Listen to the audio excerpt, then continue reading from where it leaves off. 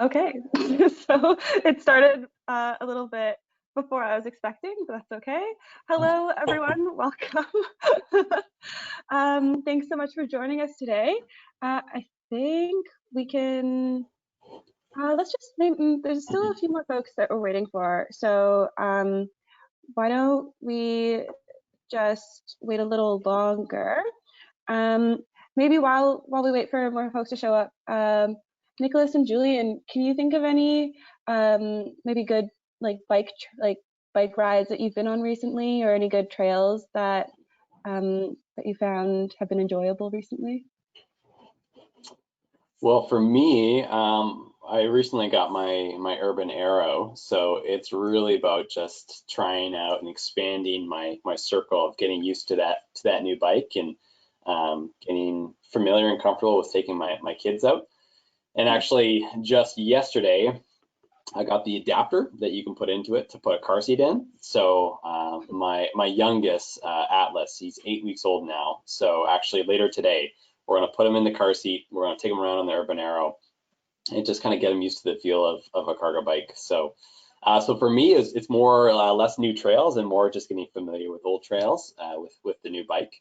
But we've been really loving the trip from where I live in Vic West to Beacon Hill Park. So now, we've got the infrastructure all the way downtown. We've got those interesting new lanes along Humboldt that connects sort of almost right to Beacon Hill Park, and it's just a lovely ride, and my kids they just love it. So we've been having a good time with that. That's awesome. Nicholas, how about you? Yeah, on our side, my oldest is about to change schools, so we've really been focusing on practicing the new bike ride for her to go to school. It's been kind of the main thing we've been doing, and it's just through a couple neighborhoods, not necessarily on any specific bike routes per se, but it's always just great to get out there and enjoy some time with the kids for a little ride. For sure. Yeah, well, that's what it's all about. Um, oh, Nicholas, we've lost you. Oh no. There he is. Perfect. Great. Justine, there's a lot of buttons on here, so like I'm worried about touching anything. Oh, tell me about it. Okay. Yeah. So okay, we've got quite a few folks here now. So maybe let's just get started. All right. Welcome everyone to the Bike to Work Society's webinar workshop series. We started our webinars this spring in order to continue serving our community throughout the challenges of the pandemic. And it's been a really great experience, and I think a lot of folks have been really impressed with what's been going on here, and we're really excited about the kind of events we get to hold now because of it's the whole new world, whole new realm online. So we're excited to continue with that. My name is Justine, and I'm the Bike Skills Coordinator for the Bike to Work Society. And today I'll be moderating this webinar. And today you're actually attending a bike-centric and car-free development themed webinar. And we're joined by Julian West and Nicholas Standeven. And I'm so excited to be introducing these folks to you today, and you're going to really enjoy our presentation.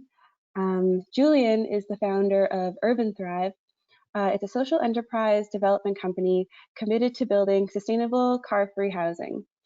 Julian holds a degree in economics with a focus on environmental economics and studies urban land economics at UBC.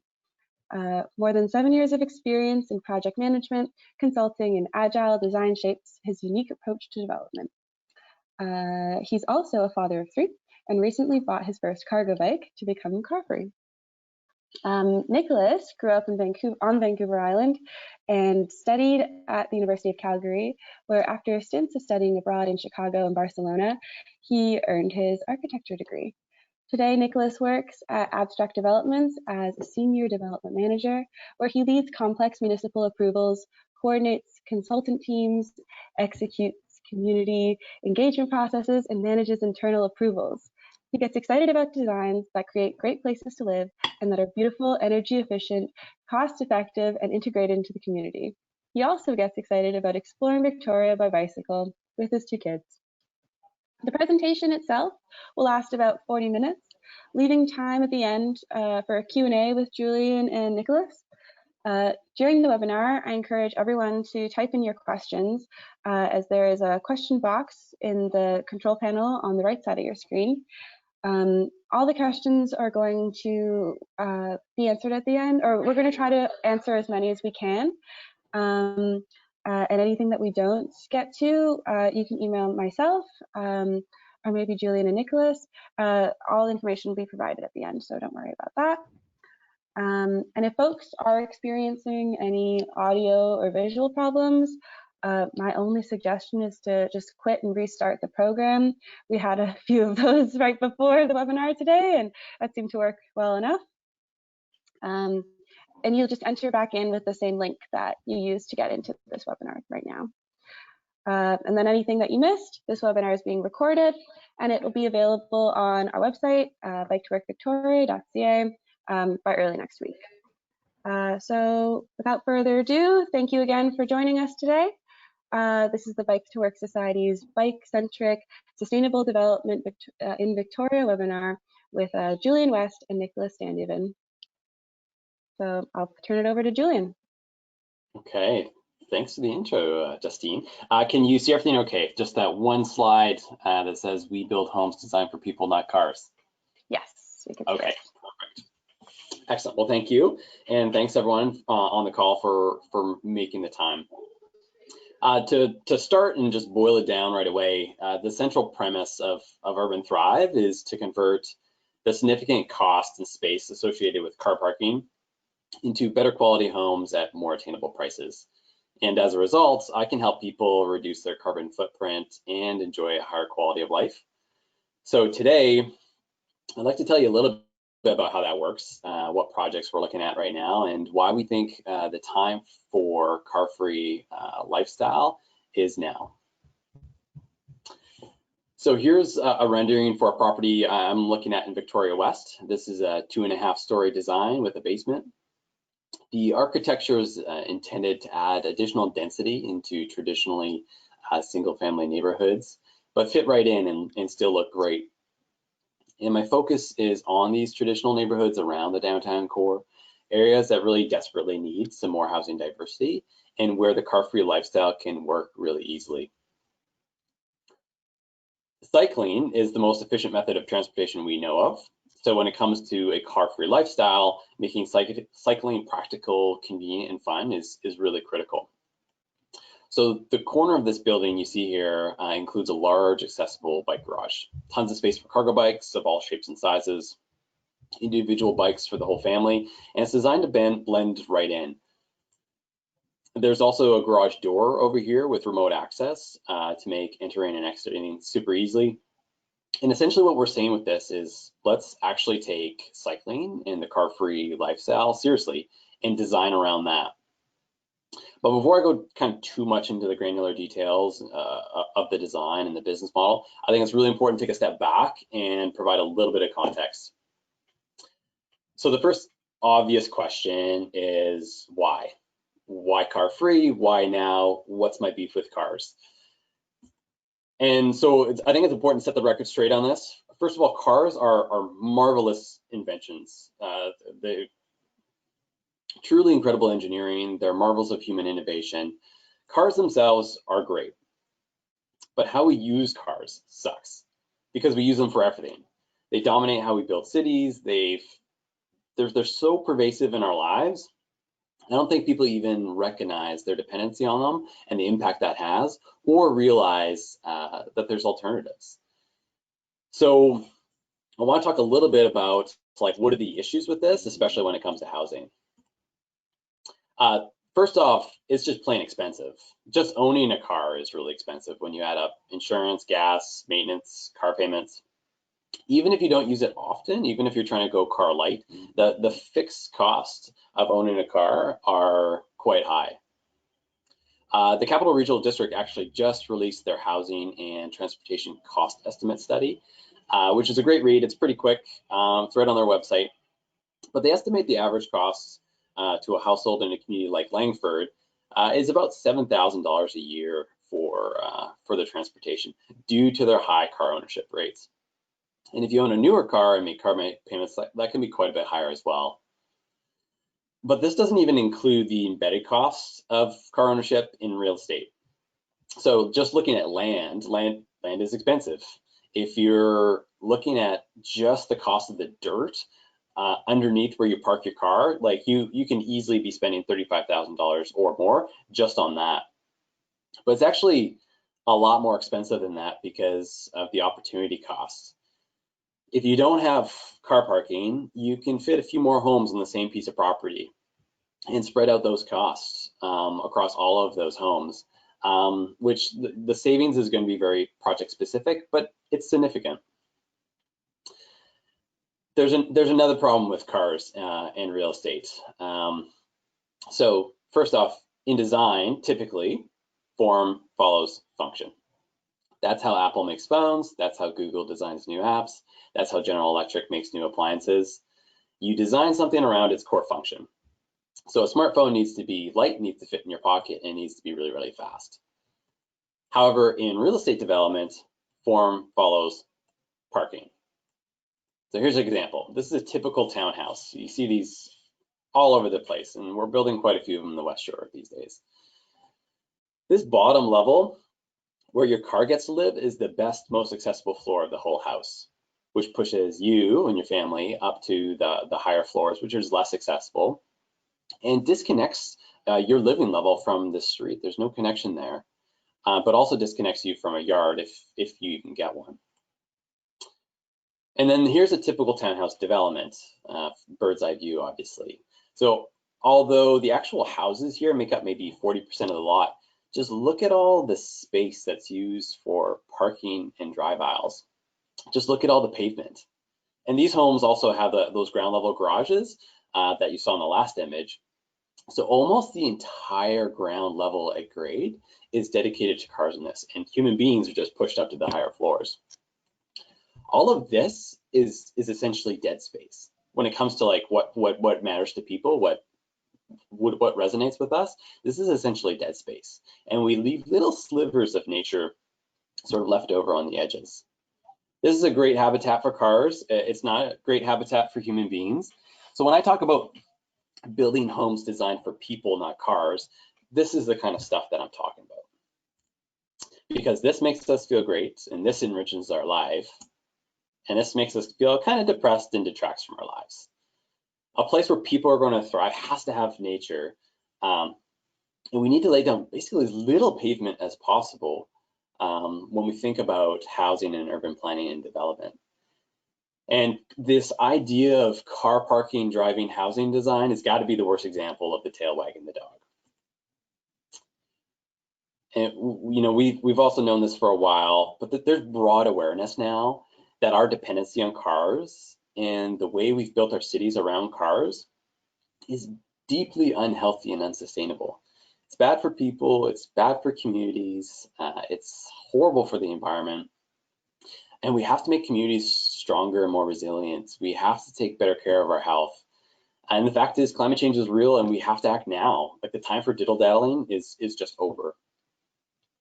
55% of our regional carbon emissions come from on-road vehicles. And in Canada, transportation, oil, and gas make up 52% of our carbon emissions. So this idea of, you know, car dependency and individual car ownership is simply incompatible with a sustainable future, and we need to shift away from it. So, you know, but what does that actually look like? How can you actually get away with living without your car? How do you get your groceries? How do you visit your friends? It's okay, don't freak out. I've got some good news. I think we're at a turning point. I think the stars are really starting to align. That makes a car-free lifestyle not only feasible, but a way that actually improves our lives and greatly reduces our environmental footprint. And I'll explain sort of a few reasons why. First off, we're starting to put in the actual infrastructure. So we've, I'm sure everyone here is familiar. We've got bike lanes downtown, the Galloping Goose, the ENN. And in July, Victoria City Council just approved the next phase of the AAA bike lane infrastructure, which will connect the surrounding neighborhoods and the ENN trail to the downtown network. And this is huge. Like the infrastructure itself is huge. This is what makes cycling safe. This is what makes cycling accessible to people of all ages and abilities. This makes cycling the fastest, most efficient way to travel in and around the downtown. And this network's only going to expand. So the infrastructure itself is a game changer. We're also experiencing the electric bike revolution. You ask any bike shop right now and they'll tell you they can't even keep up with the demand for e-bikes.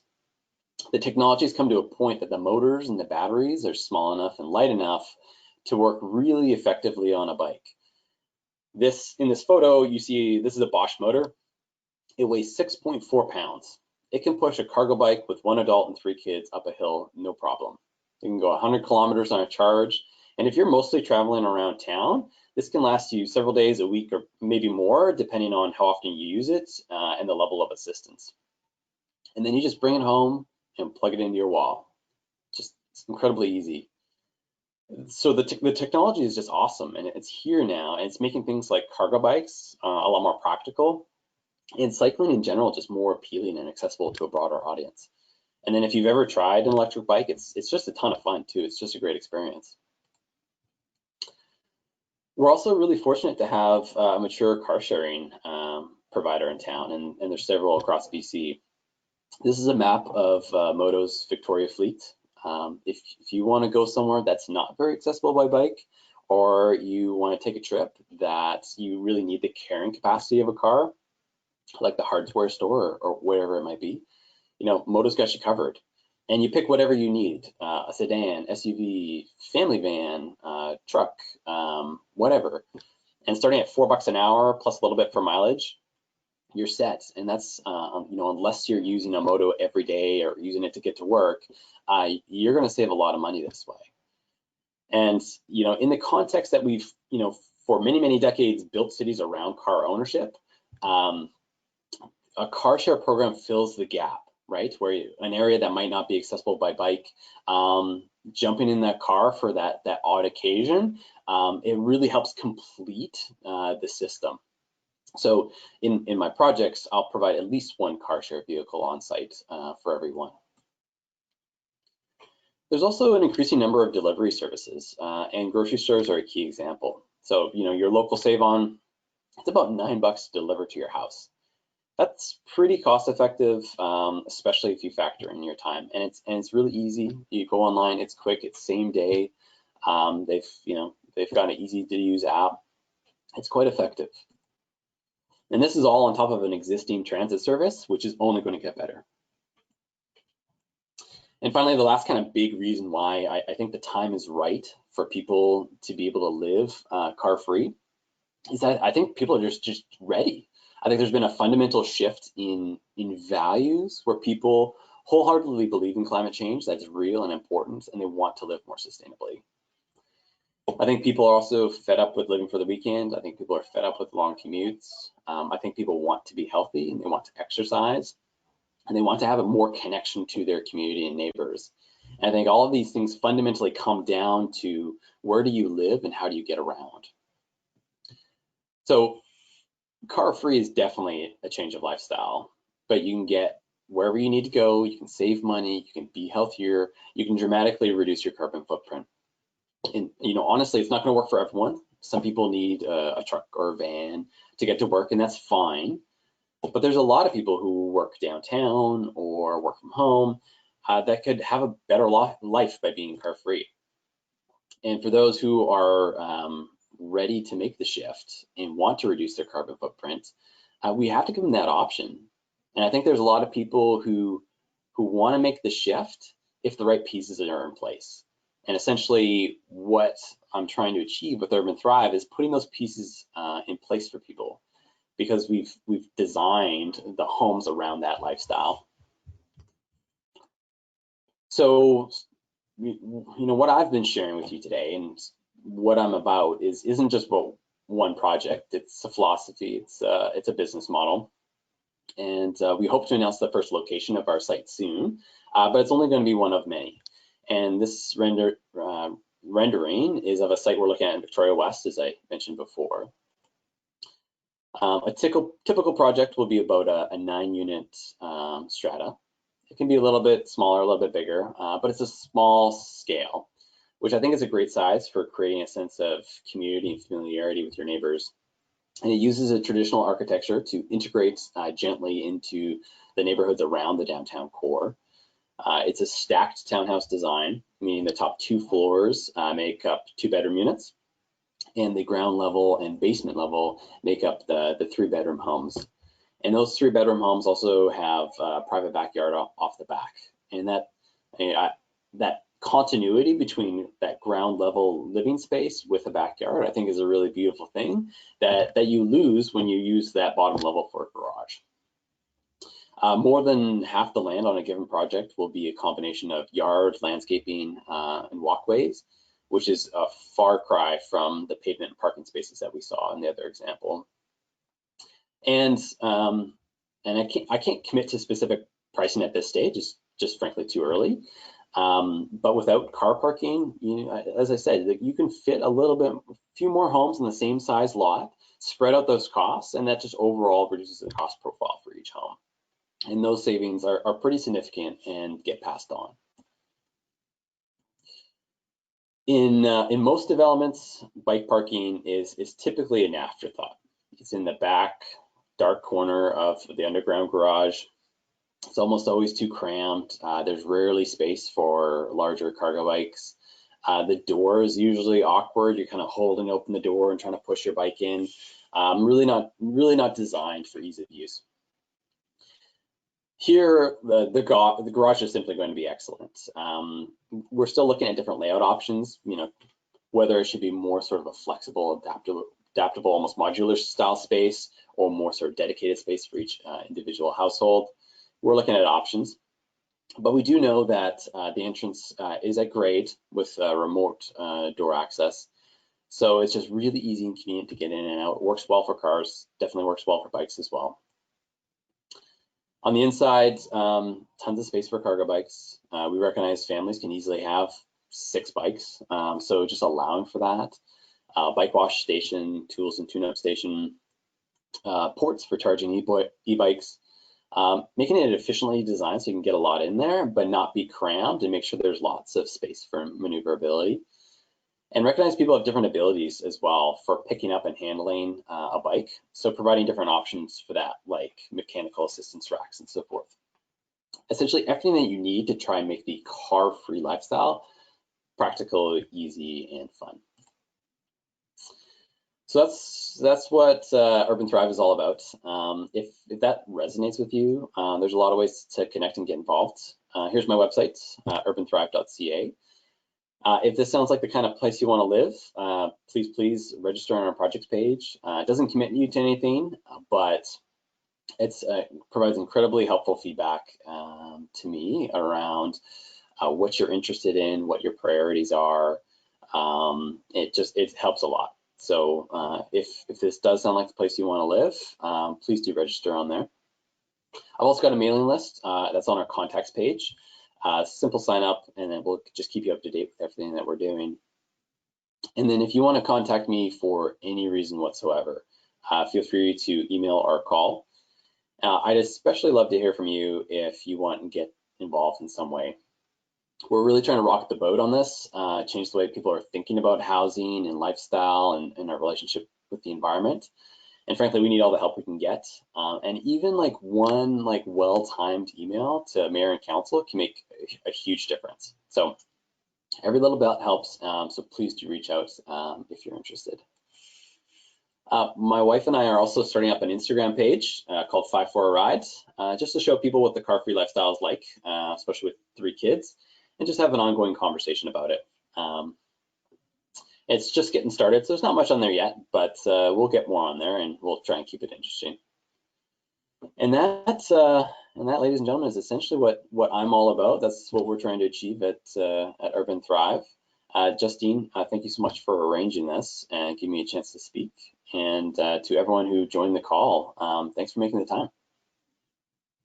Thank you, Julian. That was, yeah, it's so interesting to finally hear about folks who are thinking more about like how we use space, especially like living in like a place that's called like a concrete jungle. It's just like trying to really prioritize like people and like using like bikes as a tool for that is like very encouraging, especially with our organization.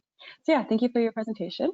Thank you. I'm just going to change over to Nicholas now. So Nicholas, you should be able to share your screen now. Thanks, Justine.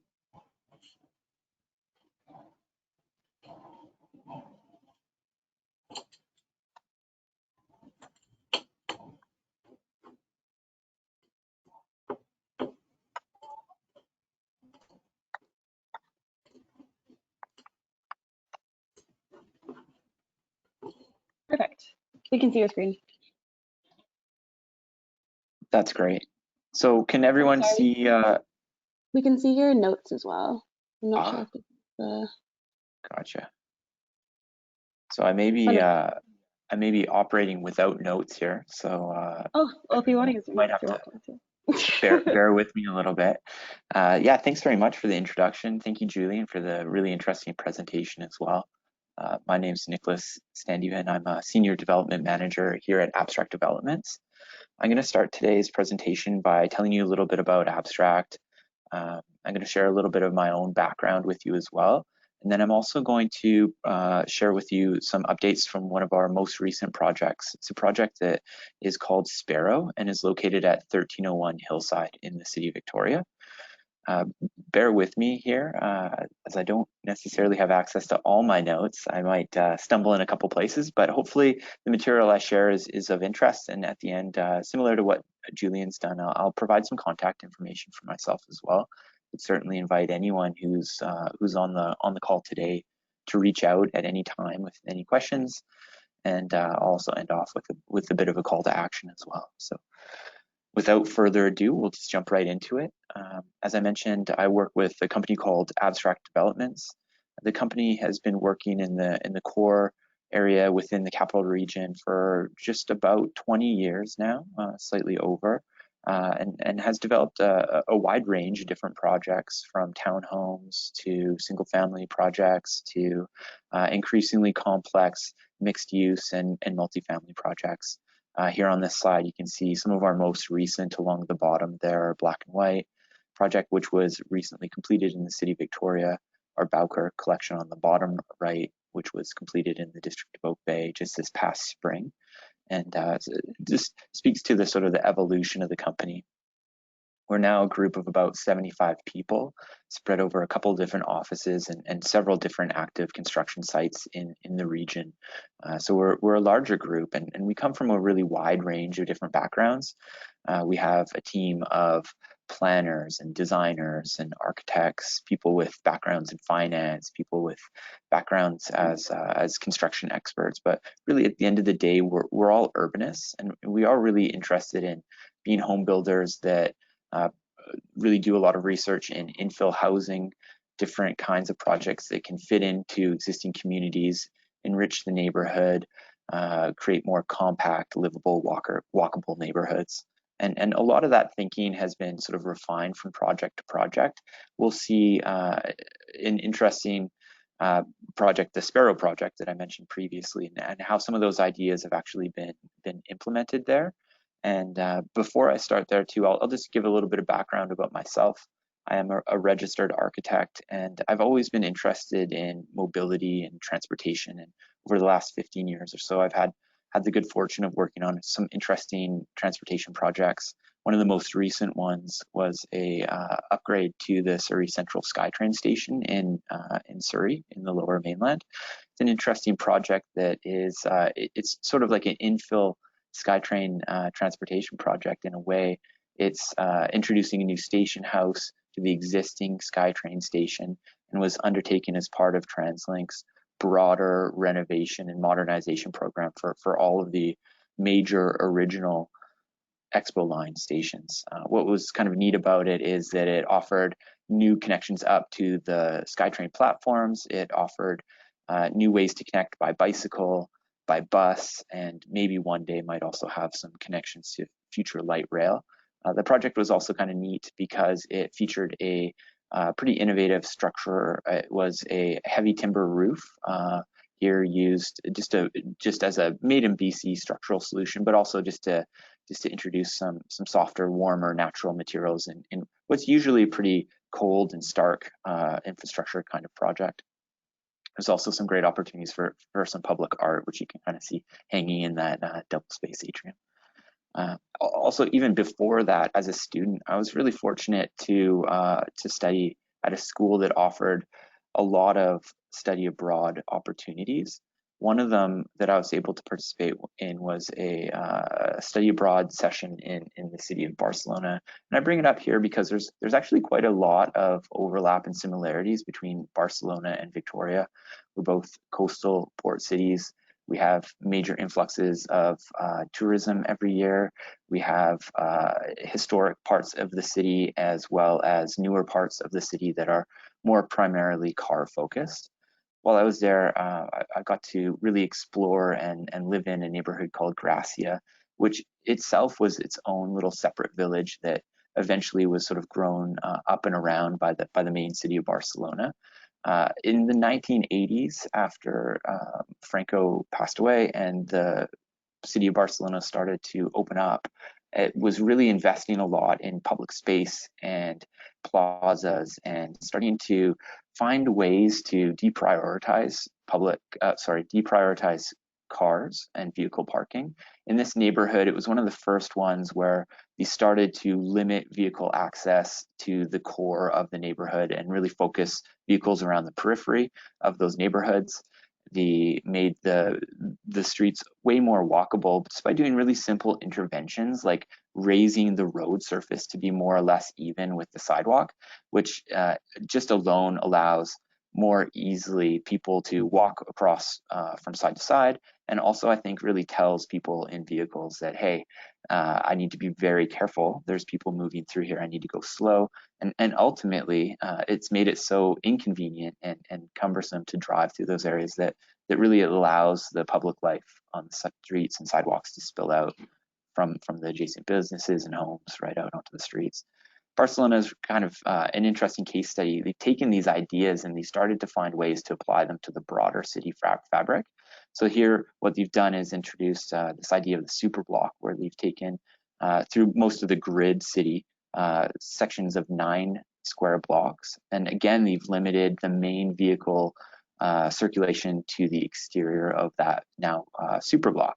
It really frees up the inside of those streets and gives more priority towards bicycles, pedestrians, and also creates a lot of new innovative opportunities for new kinds of public spaces.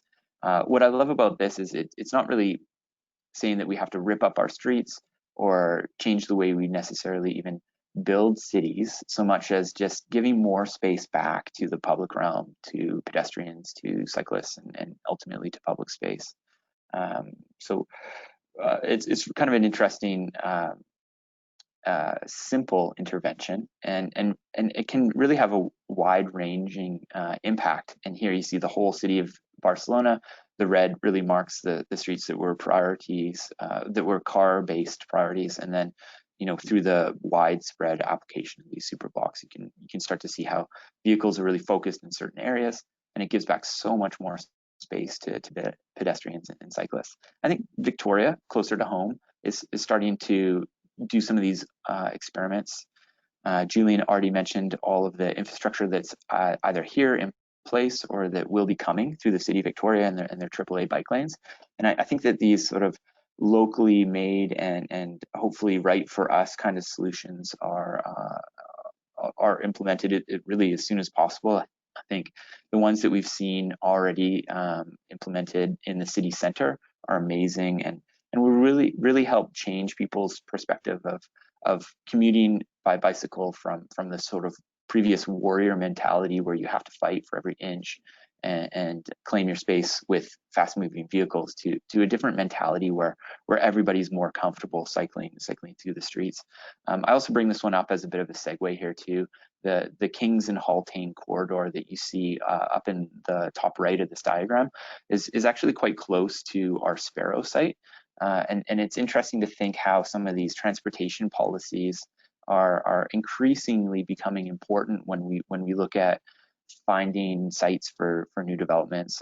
Julian, I'm sure you can attest to this as well, but as home builders and developers, we're always pouring through city policies and these invisible frameworks that municipal staff have created to try and find opportunities and places that make sense for introducing new homes and new businesses. And we're excited to say that although I think it'll be a little while before we see major AAA upgrades along Hillside Avenue, there's some great stuff coming by way of the Kings and Haltane corridor there. That takes us to the site of the Sparrow project as well. It's a really interesting one. It's bounded on two sides by roads, by Cook Street and Hillside Avenue. And then the other two property lines of the site are wrapped by the Cridge lands. It's a really beautiful Gary Oak meadow in that part of their property, and really kind of lends it a bit of a park-like feeling to the site. But the site itself actually has a less beautiful recent past. It was actually a service station up until maybe last decade or so. It was the home of the Payless gas station, and having been used as a gas station brings with it a whole suite of constraints that many other sites across the city don't have. It is a brownfield site, which means that it was a former industrial use that has potentially led to some contamination on site. The former owner of the site did go through a remediation process with the province of BC and entered into a framework for cleaning up the site. And through that framework, there was some conditions or limitations on what kinds of new buildings and developments could occur there. We'll see that again as we keep going through this presentation. So some photos of the site today. It is a bit of a missing tooth in terms of that corner, long vacant. The remediation process required the removal of all of the structures on the site, excavation down several meters, and then filling back up the site with clean new materials. It's a bit of an underutilized corner, and through our project, we're excited to be able to weave this part of the city or stitch it back into the fabric itself. On the hillside frontage, you can see that there's an existing BC Transit bus stop that provides great bus access from the city center up to the University of Victoria. And just beyond the site, you can get a sense of the mature Gary Oak tree cover and canopy that exists there. What we're proposing on the site and what was recently approved by the City of Victoria is a new 6-story wood frame residential mixed use project.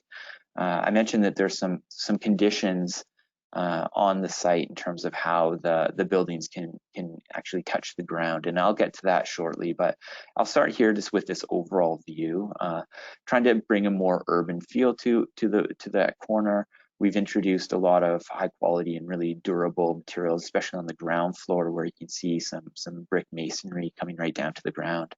Along that frontage on Hillside, we've also planned for quite a large new boulevard with some street trees and some rain gardens. Our landscape architect for this project was Murdoch de Grief, and they're leaders in the region in terms of doing research into capturing stormwater runoff and directing it into rain gardens where it can be stored and cleaned and ultimately delayed from entering the city's storm system.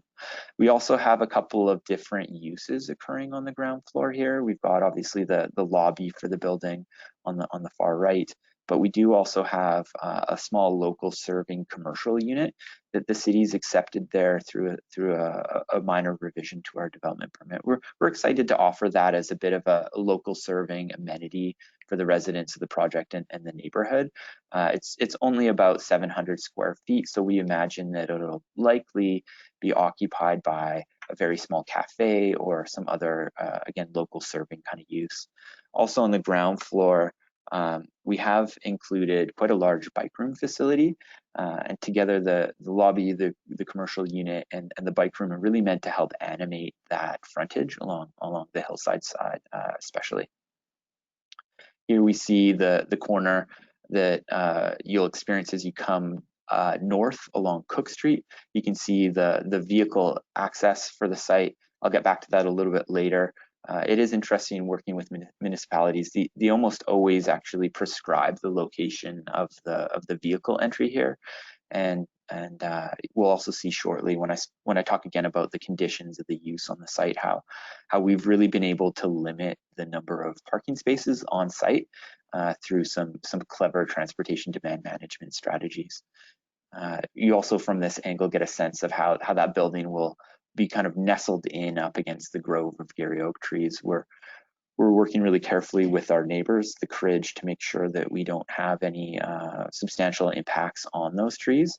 And we're thrilled because whenever we can save mature trees near our sites or on our sites, it's really such a huge value add in terms of generating goodwill with our neighbors, just keeping the ecological benefits of those trees through shading and habitat retention, and just for creating a more beautiful street, because I think we can all agree that the larger the trees, the better on most of our busy streets. Another cool aspect of this project was the incorporation of an affordable home ownership component. Here we entered into an agreement with BC Housing through their AHOP program that basically allows for a number of the homes to be offered for sale at a reduced amount. Effectively, BC Housing helps secure a second mortgage for up to 10% of the value of those homes, which will help qualifying purchasers enter into the market. It's really meant to help people move into home ownership, although there are some qualifying requirements for people who may be eligible. It's not just for first-time home buyers, but we do imagine in this case, though, that'll be our main market for the homes that are included in that project. More specifically, we're providing 9 separate homes through that AHOP program, and I think they'll all be, I think, really well received. Although we're still ironing out the details with our partner, with BC Housing, we think that once these homes are available for sale, that they'll be taken up and purchased pretty quickly, which is great. We're also offering a range, so you can see a 2-bed, a 1-bed, and a number of smaller studio homes, so that there's a range of different purchase prices available, and I think that'll also help broaden the mix of people who are entering into the homes in that project. Here we can see the landscape design. I'll just again focus on that hillside edge. We've got a really, really large landscape boulevard there, some street trees, some rain gardens. It's actually oversized, and the reason why is the City of Victoria has asked us to provide some additional space there for when they're ready to implement that all ages and ability bike lane down hillside. So I think for the time being, it'll be this beautiful, quite large planted boulevard. And down the road, should the city decide to pull to go through with building that all ages and ability bike lane, they'll have the space to do so on that hillside frontage. Here you can see the frontage on hillside again, this time a little more zoomed in. We feel so strongly about including realistic bike spaces and facilities and infrastructure in our projects that it's actually interesting. In the last several, we've really started to weave these ideas and this storyline into our marketing program. So you start to see these types of facilities get emphasized more and more as just part of the larger amenity package that each project offers. Here, the idea is that you'll have a ground floor bike room with direct access to hillside, just to make it really easy to come and go and park your bike and lock it up securely. I'll show a floor plan of this a little bit later. We can talk about some other quirks of the planning process then. Yeah, so here we go. Actually, on the next slide, you can see the ground floor plan. We do have 23 on-site vehicle parking spaces. I mentioned before some of the limitations due to the former gas station use on the site. The main one here is that we can't have any residential use on the ground floor. We have to have things like the commercial space, We have to have other amenities like the bike room. Those are all permitted within the conditions of the remediation. And as well things like vehicle parking. Those are all accepted uses. We cannot, in this case, actually dig down and excavate for an underground parkade. So here, really, the amount of parking that we're able to provide, although we think is appropriate for this location, so close to the city center and so well connected to adjacent amenities, is actually far below what the City of Victoria's current bylaws would typically expect. Julian used the expression, we want to make sure we're building homes for people, not for cars. And we strongly believe that that's important and is part of our focus here. Now, we have offset through a number of different transportation demand management strategies. All of the different homes in the unit will include year bus pass, so they'll have access to the local BC Transit network for a full year. We've also included an on-site moto car, and that vehicle will be parked on site outside of the main parkade gate so that both residents and homeowners of the project, but also people in the broader community who are members of the moto network can actually come and use that vehicle and run errands, take day trips, visit people a little further away outside of the range of their comfortable walk or cycle commute, and just generally have access to another layer of transportation opportunities. We've also got within our bike room at grade a number of larger bike spaces, bike parking spaces. This is really key, we're finding, as more and more people are taking up cargo bikes or bikes with bike trailers or long tails. So we've worked with some great cycling advocacy groups and designers to help us kind of get a better sense of what kind of spaces those larger pieces of bicycle equipment need to fit well within the building. We've also planned to provide quite a high number of e-bike charging stations here, or receptacles. And not only will we have parking for cargo bikes, but I believe we're providing one or two actually along with the project. So homeowners and residents, people within the Strata project, will actually be able to book out those cargo bikes and use it as a shared amenity. Moving along, I mentioned that we're starting to actually work with our design teams to invest a little bit more time in terms of interior design concepts and also even just visualizing these spaces beforehand. So here we can get a glimpse of that bike room where we started to bring in some of the colors that we're using elsewhere in the project and the name of the project, and also just showing how great it is to have natural light into these spaces that are so often buried deep underground in bike parkades, in parkades and are almost leftover spaces. And here we're just trying to give them a lot more visibility, make them so much more convenient, easy to use, and also make them just really interesting spaces in their own right. I mentioned the moto space earlier. Here you can actually see where it's located on site on the Cook Street frontage. We also have a small loading space there, just knowing that home deliveries are going to be more and more important in this post-COVID world, whether it's online shopping or food deliveries or even just friends coming. So we do have a small loading space available, and yeah, here we see the main image again from the corner, just showing how that new building will fit within that context, really taking advantage of that former gas station site, filling in that almost empty tooth on the block and helping reconnect this part of the city with surrounding streets and communities.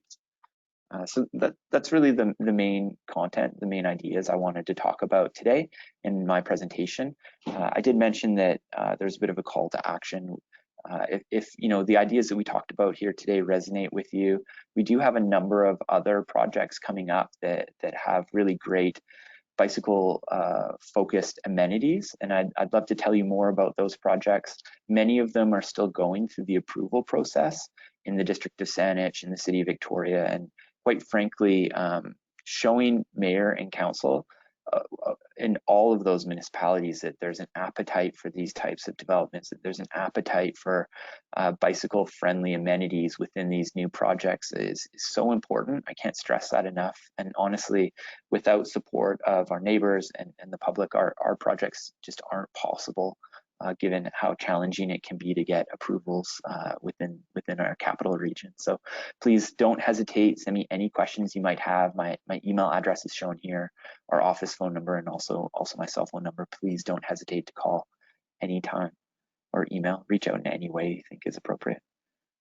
And Justine, I just also wanted to say thank you so much for including me and Abstract in the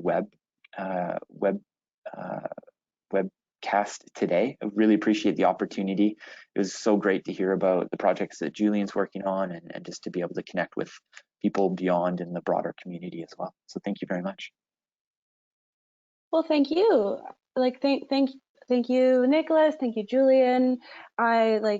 Yeah, I've learned so much. I was taking notes the entire time, being like brownfield and like mixed use residential. I think especially at that corner, it's I agree with it, like the empty tooth idea, that it just kind of feels like it's this place you want to go by really quickly, when it's so nice with all those trees, and yeah, the Cridge Center as well.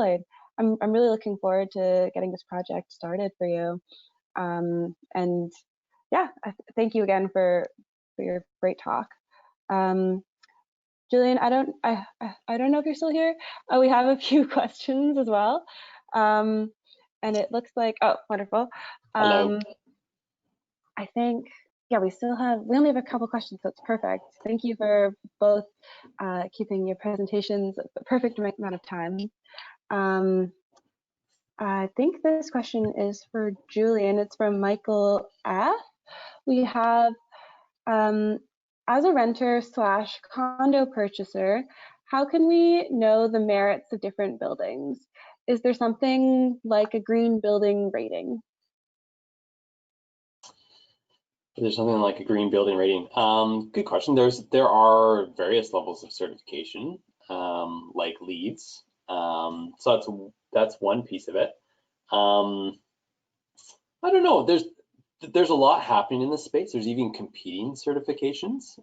There's lots of different ways to kind of show your building has a lighter environmental footprint. For me personally, I've looked into this a fair bit. I was actually considering going passive with my design originally, which is sort of like the highest level of energy efficiency in a home, so that it uses next to zero energy, or even saves energy potentially. But I've, based on further research and working with my architect, I've actually shifted towards step 3, energy efficiency on the step code, which is kind of mid-level, and focusing more on the carbon footprint of the materials. Because actually, if you look at the life of a building, the materials are actually more important. You can have a more significant impact on the total carbon footprint of a building by choosing the materials wisely versus going with energy efficiency. You would have to take a very, very long time to kind of to have a similar impact through just ongoing energy efficiency, especially in a place like BC, where we actually have a pretty clean energy grid. In other places that actually burn, coal or whatever to generate electricity, the equation is a little bit different. And this look at it, in terms of like the material footprint, I think you kind of have to look at it on a case-by-case basis for the most part. I think inquire with the developer and just be really curious about it, because there's all these different certifications. They're apples and oranges in terms of comparison. And I would think about in terms of overall carbon footprint versus just going towards whatever seems to be like the new shiny thing. And passive's pretty new and shiny right now, and everyone's talking about passive. So hopefully that helps. Yeah, I'm sure. We also have a question from Tristan. I'm not sure if this is directed at Julian or Nicholas, but whoever grabs it at first can take it. Does the city allow for multi-unit developments like this to not include any parking spots, or must parking spots be included? oh, I assume this is for Nicholas. In other words, is there a choice that developers have, or is it a requirement of the city? That is a really amazing question, and absolutely they do have minimum requirements in the city of Victoria. They've recently dusted off the rule book for what parking is required and how much and in what situations. It's in a document called Schedule C, and it is a bit of a math test, really. It basically connects the number of parking spaces required with both the number of homes on a site, the size of those homes, and the tenure. So whether it's rental, affordable, or market, and then all of the other uses that you can imagine under the sun, whether it's commercial, retail, office, gym, etc., would also have a similar calculation for how those parking spaces have to be calculated, and the minimum numbers. Now, it's more and more being considered an antiquated way of managing parking supply. Interestingly enough, here just in Canada, the city of Edmonton has actually implemented or abolished all parking minimums. And you can imagine that's a town that we don't necessarily imagine as being super transit focused or cycling friendly. I think most of us would picture it as being pretty car dependent, but they've been really investing in light rail, and they do have a pretty strong cycling contingent in Edmonton as well. And I think what message that sends is that the amount of parking that any project provides, it's up to the home builder, it's up to the developer to get that number right. It's their risk if they choose to build zero parking, and if they don't have anyone come and buy into that project, then they may have missed the mark. I know similar conversations have been ongoing with City of Victoria's council as well. The current mayor of Victoria sometimes also uses the expression, we should be building homes for people, not for cars, and often challenges staff by saying things like perhaps Schedule C doesn't go far enough. I know in Vancouver they also have parking maximums, so that there's a limit on the number of parking spaces that you can actually provide on site. And anecdotally, I know from having worked in the Vancouver area for a while, I think also just the appetite for parking and the type of parking that people require is changing. A lot of the newer office buildings in the city of Vancouver actually aren't able to fill their car parking spaces, but the wait list to get into their really great bike parking amenities is very, very long.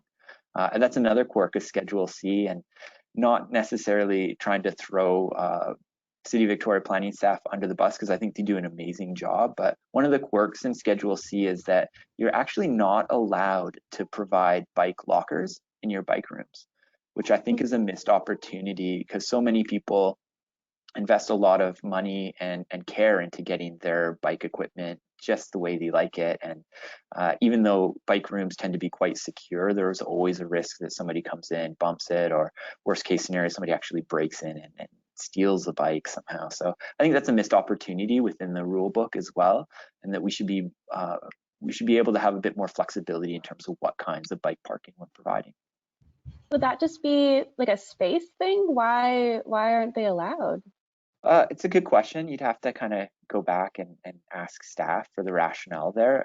I'm not sure if it was an intentional, if it's just a blind spot in the way that the rule book has been written. But it is definitely an extensive document, Schedule C, and it's just another layer of policy, this invisible framework that does really shape our built environment. Interesting. Justine, I know we're at time here, but just really quickly on that piece, this whole removing parking minimums, like that's a trend that is picking up steam. Edmonton's just the first in Canada, but there's more and more jurisdictions going that way.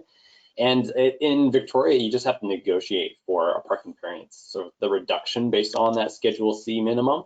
So every project I'm facing into right now, it's a parking variance to say I don't need parking because that's not the audience that I'm building for.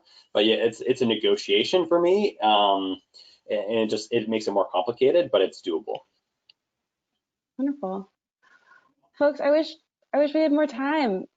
We have all these great questions, and I think we're available. We've provided our information, so I'm sure Nicholas would agree. Reach out to us. Happy to answer any questions. Absolutely, please. Yeah, thank you both so much for these presentations. I know that, yeah, obviously from the questions that are racking up suddenly, it's clear that folks are really interested in this kind of work, and I know that like folks at the Bike to Work Society were also excited to have this presentation. So again, thank you. For everyone who attended, thank you so much. It's our last webinar next week, next Thursday, and it's actually all about cargo bikes as well. So you should be checking out our social medias, our websites, and hopefully we can see you there as well. And yeah, thank you so much for attending. I think we're gonna log off now, and have a wonderful day. Have a wonderful weekend. Thank you so much. Thanks, Justine. Thanks, everyone. Thanks, everyone. Bye.